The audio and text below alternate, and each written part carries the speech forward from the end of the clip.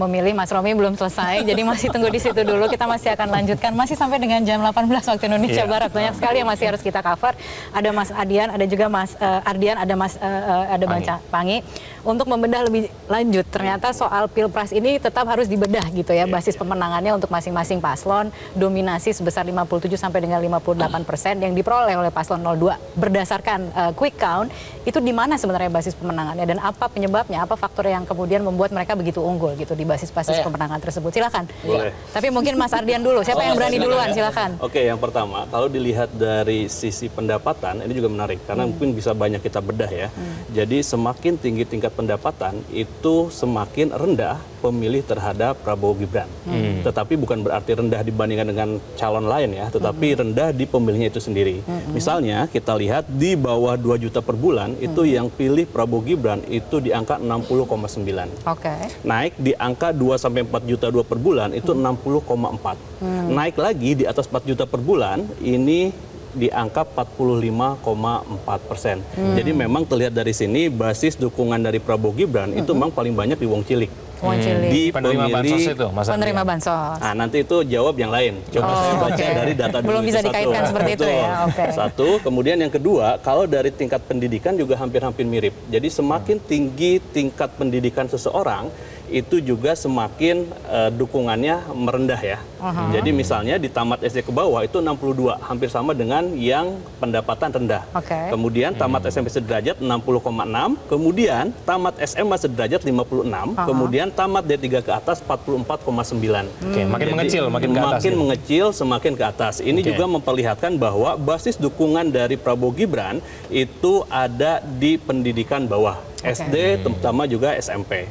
Kemudian yang ketiga, ini juga penting dari segmen laki-laki perempuan misalnya. Tapi ini nggak terlalu beda jauh.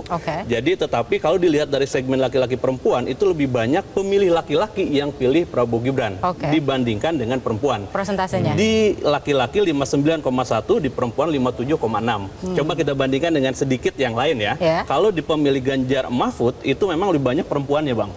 Ganjar Mahfud lebih banyak perempuan. Ya, 18,2, laki-lakinya 15,1. Apakah memang image-image yang ditumpulkan dan sebagainya juga berpengaruh, jadi nanti kita bahas. Kemudian yang ketiga, di Anies Baswedan misalnya, ini hampir imbang antara laki-laki dan perempuan, 25,8, 24,2.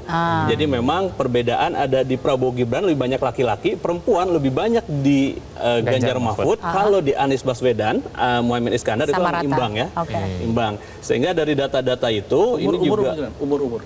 Umur sebelum ke umur kita ke agama dulu nih, karena agama juga menarik. Ada perubahan yang drastis. Jadi kalau di bulan-bulan sebelum masuk Oktober itu memang yang non-Islam dengan basis sekitar 8-12% itu dukungannya itu lebih banyak ke Ganjar Mahfud. Tetapi masuk ke bulan Oktober sampai dengan sekarang itu memang masuk ke Prabowo Gibran. Sekarang misalnya di hasil dari survei terakhir kita itu Prabowo Gibran di non-Islam itu dapat 64,2%. Di Ganjar Mahfud 33,1. Ini di Pak Anies Muhaimin ada sedikit kecil aja.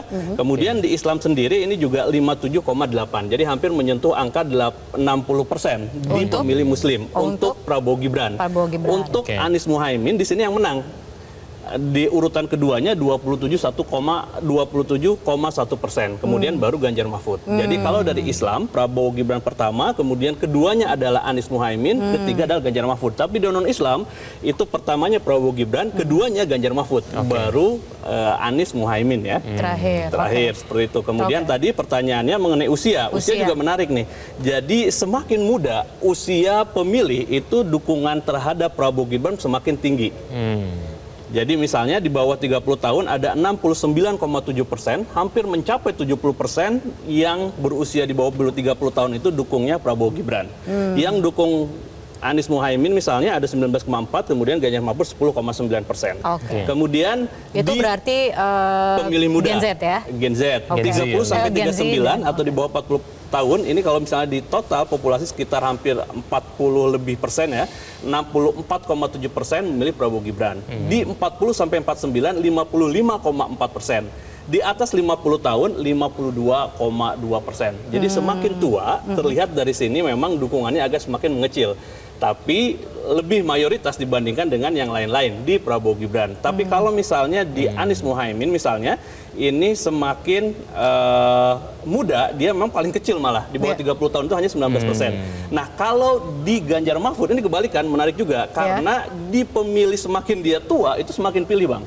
Jadi untuk Ganjar Mahfud. Untuk Ganjar Mahfud. Jadi misalnya buat 30 tahun hanya 10%, masuk 30-39 tahun 12,8, 40 sampai 49 15,1, kemudian di atas 50 tahun 22,3%. Jadi terlihat memang untuk yang muda lebih banyak pemilih muda ini ke Prabowo Gibran, tapi untuk yang pemilih yang usia semakin tinggi itu semakin banyak. Kalau bisa dievaluasi itu apa penyebabnya? Apakah dari programnya kah, atau misalnya dari kampanye atau sosialisasinya gitu yang membuat kemudian usia dan juga Nah, sebelum ke situ, ini juga menarik kalau kita tadi ditanya, kira-kira apa sebenarnya yang menyebabkan kemenangan dari Prabowo Gibran? Kalau kita lihat, memang dari hampir semua segmen tadi, mulai dari usia, agama, kemudian pendidikan, pendapatan, hampir semuanya merata ya, dia unggul.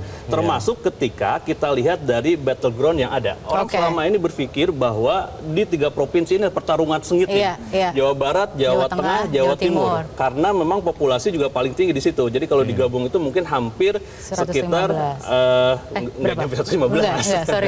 55%-an lah. 55%-an. Dan kalau dilihat dari sini, memang terlihat dari hampir semua daerah ini Prabowo Gibran unggul. Kita bagi Indonesia menjadi 10 zona. Di Sumatera misalnya itu paling unggul Prabowo Gibran 58, dan Ganjar Mahfud itu agak paling lemah di Sumatera 11,1%. Jawa Barat ini yang menjadi kandang katakanlah di awal karena 2014 2019 menang 58,1%. Ada kejutan tidak gitu? Ada kejutan tidak dari hasil pemaparan Anda? Kalau misalnya terkejut dengan data, kalau saya pribadi terlihat dari survei-survei sebelumnya kan ada tracking survei ya. Yang mengejutkan di mana? Kalau mengejutkan, pertama misalnya ada di Jawa Tengah dan DIY. Karena di awal ini memang menjadi kandang dari Ganjar Mahfud sebenarnya. Nanti bisa dikomentarin setelah itu ya. Di Februari, di September itu masih unggul. Bahkan unggulnya tebal sekali. Jadi dalam rentang waktu berapa lama tuh?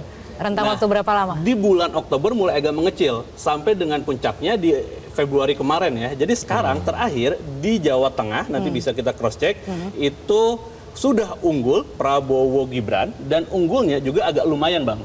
Bukan lagi tipis, tapi sekitar ada 8%-an. Kan lumayan, 8%-an unggul. Kemudian juga Jawa Timur juga menarik karena pertarungan juga sebenarnya di awal Jawa Timur. Karena hampir semua calon juga ada wakil dari sana ya. Dan terlihat bahkan Jawa Timur menjadi populasi atau menjadi daerah yang paling besar kemenangan Prabowo Gibran dibandingkan dengan 10 zona yang lain.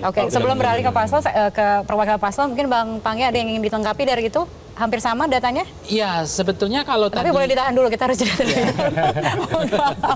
Ya, bisa kita harus jeda. Indonesia Mulai akan kembali. Jelajahi cara baru mendapatkan informasi. Download Metro TV Extend sekarang.